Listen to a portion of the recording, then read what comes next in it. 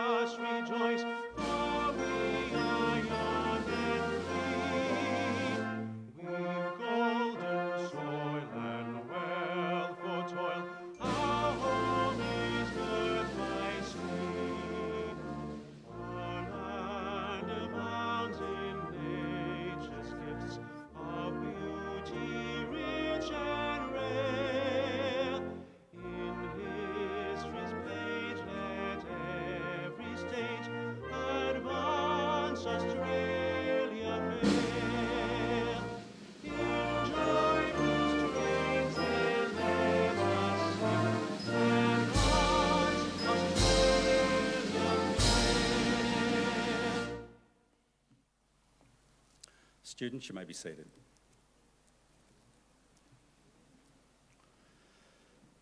The Australian War Memorial was the vision of Charles Bean, Australia's First World War official historian.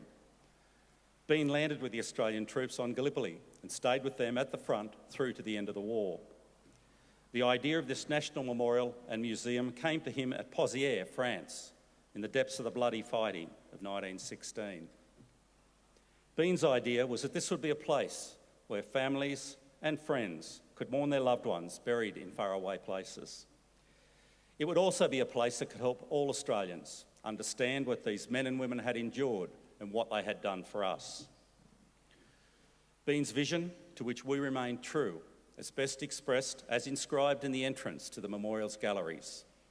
Here is their spirit, in the heart of the land they loved, and here we guard the record which they themselves made. Tonight we'll read the story behind just one of those on the Roll of Honour, which lists the names of more than 102,000 men and women who have given their lives for us in war and on operations for more than a century. But first we present a lament, Flowers of the Forest. Wreaths and floral tributes will now be laid at the base of the Pool of Reflection.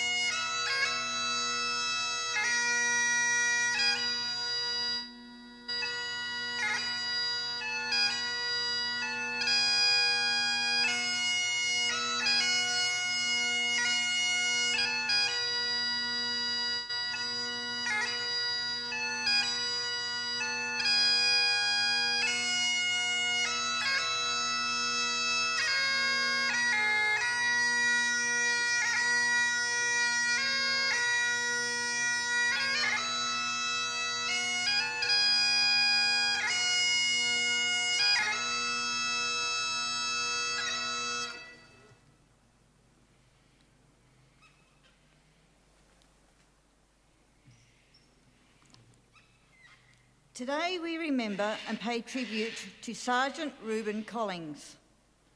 Reuben Collings was born in 1893 in Wollongong, New South Wales, one of 11 children of Henry and Anne Collings. Reuben's father was a prominent figure in Wollongong, serving as an alderman and deputy mayor at various times. The family was brought in the Methodist Church, where Henry Collings was an active worker and choir master. After attending the local public school, Reuben went to the Metropolitan Business College in Sydney before working as a clerk for Richardson and Wrench, merchants in Sydney. Collings left his position in Sydney to enlist in the Australian Imperial Force in April 1915, shortly before the landings at Gallipoli.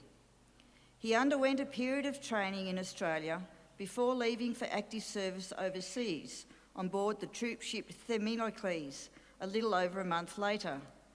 He joined the 19th Battalion on Gallipoli the following August. Private Collings remained on the peninsula for the rest of the campaign, and after returning to Egypt the following January was promoted to corporal. After transferring to France to fight on the Western Front, the 19th Battalion participated in the fierce fighting around the French village of Pozières in July and August 1916. Collings came through without injury. Some weeks later, he was again promoted, reaching the rank of sergeant. In November 1916, the 19th Battalion was on the front line near the village of Fleur.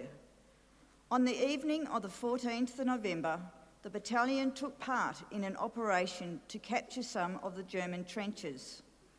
Sergeant Collings found it easier to walk on the parapet of the trench to get his men into order before the attack began. As he did so, he was shot in the abdomen and collapsed. Some of his men took him for help, but Collings died about half an hour later. A friend later wrote to Reuben Collings' father, Henry, to tell him how Reuben died. He wrote, "It is useless me saying anything, because words cannot express my feelings. The true meaning of death is not brought home to us until we lose one whom we hold dear. It is only then that we realise the presence and awfulness of war." Today, Reuben Collings is buried at the Wollongong British Cemetery under the words, "He died for liberty, empire and home." Sergeant Reuben Collings was 23 years old. His name is listed on the Roll of Honour on my right, amongst almost 62,000 Australians who died while serving in the First World War. His photograph is displayed today beside the pool of reflection. This is but one of the many stories of service and sacrifice told here at the Australian War Memorial. We now remember Sergeant Reuben Collings, who gave his life for us, for our freedoms, and in the hope of a better world.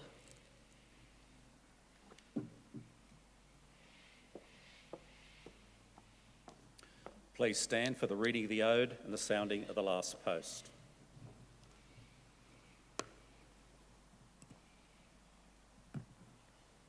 They shall grow not old as we that are left grow old. Age shall not weary them, nor the years condemn. At the going down of the sun and in the morning, we will remember them. We will remember them.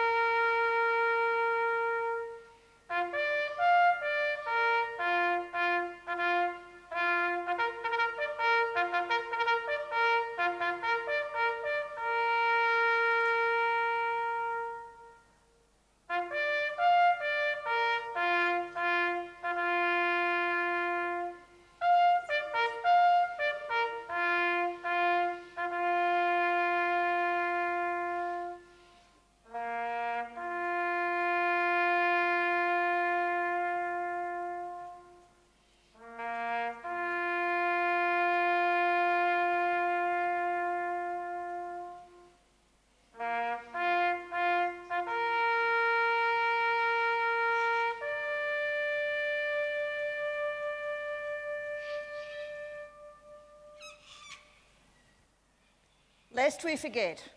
Lest we forget.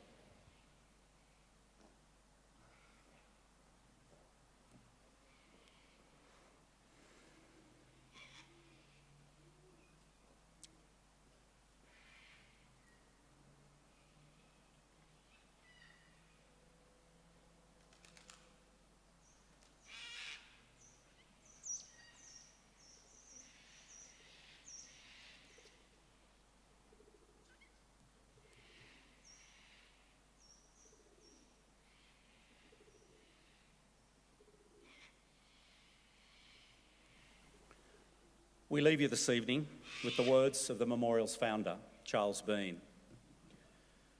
Many a man lying out there at Pozières or in the low scrub at Gallipoli, with his poor, tired senses barely working through the fever of his brain, has thought in his last moments, well, it's over.